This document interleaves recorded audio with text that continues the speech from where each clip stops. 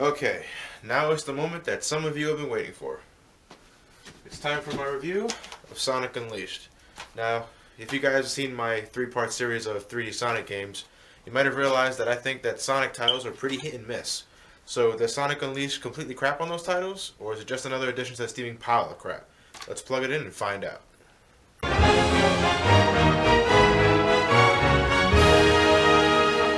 Okay, so I previously stated in my rant of Sonic Unleashed that I found the game pretty damn enjoyable, but that isn't exactly specific, so let's take a deeper look.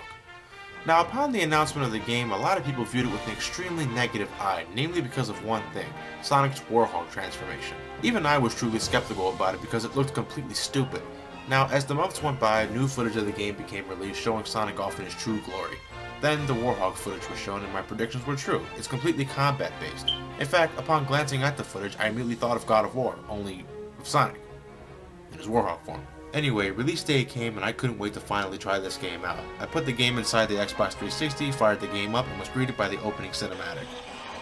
Just looking at this video reminds me of Sonic's days of old, where it was just him versus Robotnik, or Eggman, whatever you prefer. Sonic appears to be captured, but then goes super, completely catching Eggman off guard, or so we think. Upon completely obliterating some of Eggman's bases, Super Sonic traps Eggman in a corner where he begs Sonic not to destroy him. Sonic begins smack-talking to him, giving Eggman enough time to activate a machine which traps Super Sonic and sucks the energy out of the Chaos Emeralds. It then powers up a beam that Eggman fires towards the planet. The result is the planet becoming separated into 7 pieces, awakening a creature within known as Dark Gaia. Seriously, how the hell does the planet not die from such an event? Not to mention, just how many people die when this shit happened. I mean, seriously, if Sonic Team thinks we can safely go on and think that nobody was harmed when this happened, they must think that we were either raised with football helmets on our heads or completely oblivious to logic. Anyway, while all this is happening, Sonic undergoes a bizarre transformation, leaving him fuzzier and slightly more menacing than before. Oh look, it turns out Sonic actually has hands. The day when we actually see Sonic's feet is when Sonic Fangirls are crying enjoyment. After that, Eggman launches Sonic out of the base and lets him fall towards the earth, expecting him to die. Of course, if Shadow the Hedgehog can survive the fall, then I'm sure Sonic can. Sonic manages to land on solid ground, though I gotta say, if he managed to land in the now exposed core of the earth, I'd be laughing pretty damn hard. Upon regaining consciousness, Sonic finds a little critter that he landed on upon impact who can't remember anything about himself. Uh-oh. Did I fall on him? Lawsuit! Sonic feels that he was responsible for his memory loss and decides to help him. The sun rises and Sonic reverts back to his original form. So, while it's daytime, Sonic's himself. But while at night, he's the Warhog. While taking a stroll around the town, Sonic decides to name the creature Chip after witnessing him having a total orgasm over dessert. I love it! Oh, no. With the help of his old buddy Tails and Professor Pickle, yes I know that's his name, Sonic finds out that he must travel to each broken continent and place a Chaos Emerald inside the continent's temple in order to restore its power and put the Earth back together. After restoring the 6th temple, Chip manages to regain his memory where he tells Sonic that he's actually like Gaia, the complete opposite of Dark Gaia, and that it's his job to put an end to Dark Gaia's rampage. Sonic, of course, won't let him do that alone and decides to go with him to restore one last temple. While harnessing the power of Dark Gaia, Eggman finally manages to create Eggman Land, which I still think is a pretty lame-ass name. It just so happens that the last temple is inside this circus from hell, so Sonic and Chip head inside. They manage to reach the temple and restore the final Chaos Emerald. There they fight Eggman in one final confrontation where Sonic the Warhog promptly hands his ass to him. Dark Gaia is restored to full power and turns on Eggman, big freaking surprise there, and turns his attention towards Sonic and Chip. Upon glancing at Sonic, he rips the Warhog from within, making it impossible for him to become that abomination ever again. Dark Gaia then attempts to kill the weakened Sonic, but Chip intervenes and uses the power within to do the most ridiculous thing I've seen in a long time. Awaken and gather here to me!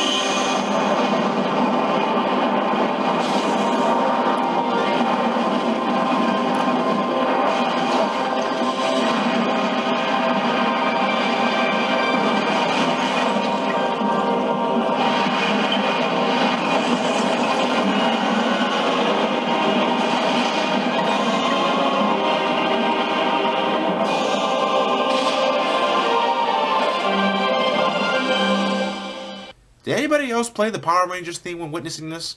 So, with Chip controlling the Gaia Colossus and Sonic becoming super once more, the two managed to obliterate Dark Gaia complete with slow motion and an anticlimactic flash. Fulfilling his duty, Chip sends Sonic back to the surface while the last piece of the planet is set in place, leaving Chip inside the core with the dying Dark Gaia. Sonic regains his composure and speeds off with Tails, ending the game with a satisfying note. Looking at this scene, again, reminds me of the old days, where Sonic rode on top of the tornado as the credits scrolled by. Those were the days. Okay, story aside, how does the game play? Well, like Sonic and the Secret Rings, you only control Sonic throughout the game. Each continent has their own respective daytime stages and nighttime stages. During the day, you're Sonic in all of his glory, and during the night, you control his Warhog form. When you finish a stage, you're given a final score and a ranking like the previous titles. Depending on your performance, you can also gain experience to increase attributes like Sonic's maximum speed, the boost gauge, or any of the Warhog's many attributes. In order to access more stages, you need to collect Sun and Moon medals. Think of it as like collecting Power Stars in Super Mario 64, only just stupid. Seriously, what were they thinking when they decided to put medal collecting in this game? Some stages require large amounts of medals to gain access, and most of the time you'll be blazing past them in Sonic stages. They're easier to spot on the Warhog stages, but that's only because you're not soaring around at the speed of sound. Whatever happened to just going from stage to stage? Daytime stages are absolutely incredible. The sheer sense of speed you can achieve is mind-blowing. You don't believe me? Just take a look.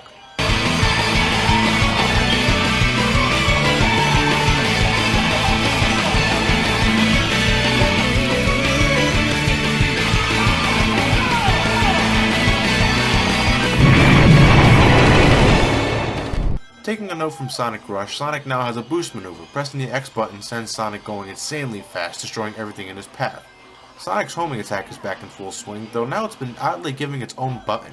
Before you had to jump and press the jump button again in order to perform it, but now after jumping with the A button, you now have to press the X button in order to execute it. It took a while for me to get used to, but it's no big deal. Until I learned the air boost. Initially, Sonic could only perform the Sonic boost on the ground, but after obtaining the air boost shoes, he can now perform it in midair. Can you guess what button you press? That's right, the X button. So what does this mean? Simple. Sometimes when I'm trying to perform the homing attack, I accidentally do the air boost, usually sending me hurling to my death. It makes me wonder why they couldn't just leave it hitting the A button twice. Sonic also now has the quick step. With the press of LB or RB, Sonic will quickly step to the side to keep his momentum going. In addition to 3D gameplay, there's also 2D gameplay thrown into the mix, harkening Sonic back to his Genesis days. Though it doesn't exactly emulate the feel of the old titles, it's still pretty damn fun. Of course, Sonic isn't all about running through shit. There's also plenty of platforming, keeping things from getting stale. On a side note, Sonic also has this sweep kick, but I haven't found one use for this move whatsoever. When the sun sets, the Warhog comes into play. Gone is the thrilling speed, and what we're left with is pure combat and platforming. Think of it as a mixture of God of War and Kingdom Hearts, only not as fun. You attack by swinging Sonic's arms, which for some reason now have the ability to stretch like Stretch Armstrong. You can alternate between the X and Y buttons to pull off some fancy looking combos, and you can use the B button to grab enemies with an arrow above their head. Then, after inputting the button sequence on time, you can perform a combo finisher which finishes the enemy off. Upon killing enemies, you also fill up a meter that, when filled to a certain point, allows Sonic to enter his Unleashed state. His strength increases as well as his movement capabilities, and definitely makes combat easier to handle. He also has a shield button, but you know what? I never once used it. Sometimes I completely forgot I had it in the first place, but I managed to finish the game just fine. Though Sonic the Warhog can't run nearly as fast as his daytime counterpart, he can still dash, which makes exploration a little easier. He can also double jump and use his stretchy arms to grab onto ledges and climb up poles. However, these stages are more of a drag than they are fun. One serious problem is they take forever to finish. Some stages have me clocking on 30 to 35 minutes, and that's when I play with minimum error. The enemies you face are also extremely boring. Besides the usual egg bots, you also fight Dark Gaia spawn, but there's little to no variety in them, so fighting them becomes pretty boring with each passing stage. The platforming sections aren't so bad, but they can be pretty frustrating because of the view you're given in some stages. Sometimes you can't see where to jump next, and sometimes you're not sure what to jump on. And for some strange reason, Sonic doesn't always have a drop shadow, which makes it impossible to determine where you're gonna land. It doesn't sound so bad, but in 3D platforming stage, drop shadows are a constant must. Where the hell did they go when they disappear? Also, I've heard about people complaining about how awkward it is to grab poles and ledges, but a simple cure is to simply hold the B button down when making tricky jumps. Sonic will automatically grab the nearest available ledge as long as you're close enough. Also, am I the only one who thinks Sonic's death scream as the Warhog is completely over the top? Jesus! What, did he receive testicular torture while falling into the abyss? Now, I mentioned in my rant video that the Warhog stages aren't that bad, but after I finished the game, I found no interest in replaying any of them. I love replaying the Sonic stages, but I can't find myself to go through the Warhog stages again just to collect more medals and improve my status. But one stage I can't replay no matter who I am is the final stage, Eggman Land. Seriously, this place is hell incarnate with roller coasters. There's difficult, but then there's just cheap. It's bad enough that this stage throws everything at you with the kitchen sink, but it's so freaking long. It took me 72 minutes to complete this stage the first time. 72 minutes! An hour and 12 minutes on one stage? This is blasphemy! This is madness! To the person out there who managed to complete this stage in about 10 minutes, I applaud you, you freak. Seriously, you must be from another planet to accomplish such a feat. But seriously, good job. Boss battles are pretty damn fun, especially Sonic's battles against Dr. Eggman. Not only are they fast-paced, but they're also an intense test of reflexes. The Warhog's boss battles aren't too bad either, but they're definitely more slower paced. Now the last boss, Dark Gaia, is a completely different genre. I hate this boss battle. After finishing a ridiculously easy fight with Eggman and his Egg Dragoon, Dark Gaia takes the scene. You begin the fight by controlling the Gaia Colossus, which moves with the grace of a sumo wrestler.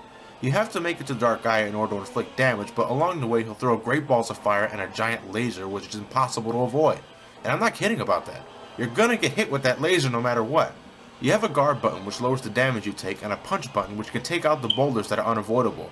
But it's delayed beyond belief. You have to time it just right or you can kiss a chunk of your health goodbye.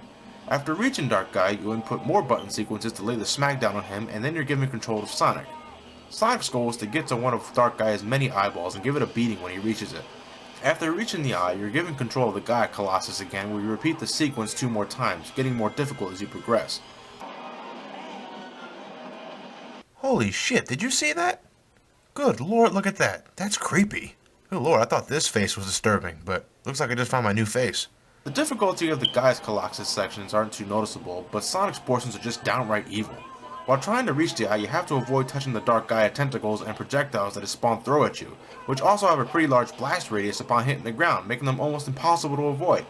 Not only that, but you're on an invisible time limit. If you don't make it to the eye a few seconds after Chip says, "Hi, Sonic!" then you might as well restart the section over again, because you probably won't make it. Anyway, the final boss consists of Super Sonic vs. Perfect Dark Gaia. Upon starting this fight, I'm immediately reminded of the Doomsday Zone, where you have to collect rings and avoid rocks until you reach the boss himself. Unlike previous titles where Super Sonic's lifespan is determined by how many rings he has left, he now has a life bar which he can fill up by collecting rings. It's an odd change, but I don't mind it too much. After reaching Perfect Dark Gaia, I have to eliminate his shield, being admitted by 6 dragon heads all across it. From this point, the action becomes 2D and you must guide Super Sonic to ram straight into the dragon heads. While doing this, you have to keep in mind of the Gaia Colossus' health bar, which acts as the time limit of the sword because if it goes down completely, you have to start over. God damn it, Chip! Can't you just leave this battle to Super Sonic? After removing the shield, the rest of the battle simply becomes hitting the right button on time as Super Sonic finishes Perfect Dark Gaia, ending with you button mashing the shit out of the X button. The music in this game, again, is great. In my opinion, it still doesn't beat out Sonic Adventure, but there's more variety in this soundtrack than ever. Each stage music reflects the area that you're in, like a more oriental sound when in the China stages, and a more of a tropical sound when you're in Adabad, an island-based stage. The Warhog stage music is also fantastic, but one you might get sick of pretty damn fast is the battle music whenever you encounter an enemy. It's a pretty upbeat track in itself, but it plays every time you encounter an enemy that isn't a boss, and because of that it gets really repetitive really fast. The regular boss music is also pretty catchy, my favorite being the Warhogs because it's a song you can tap your foot along. But I can't help but think of that one musical piece that used to play in the Chips Ahoy commercials.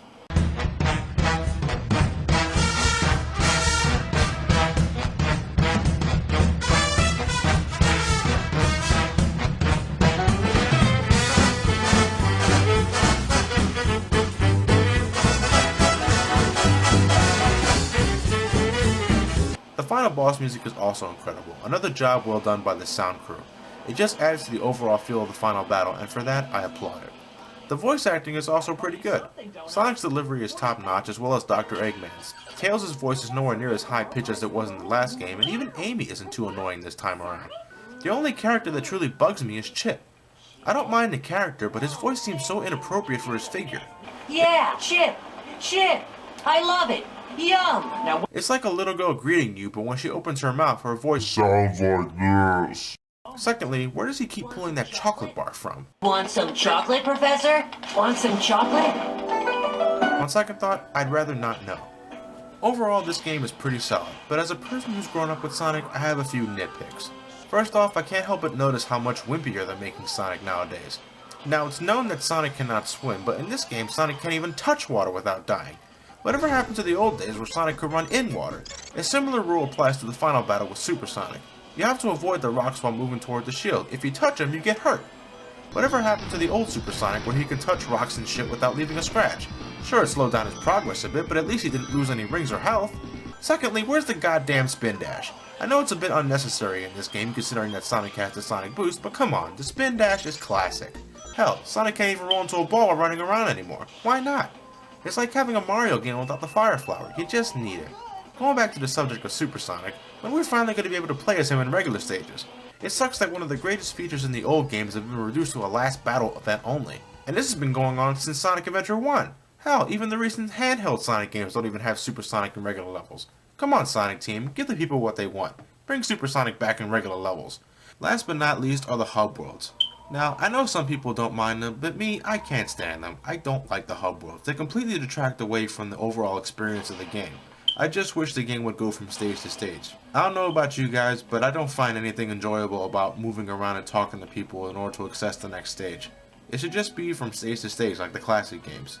Well, that's my opinion anyway. I can go on a bit longer with the nitpicking, but I'll leave that in a future video. Overall, the Sonic stages are incredible, the boss battles are great, and the music is fantastic.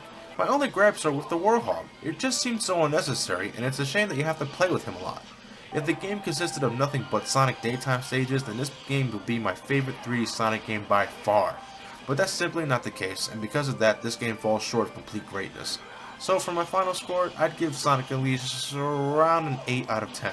And yes, I changed the rating system. This one feels a little more flexible.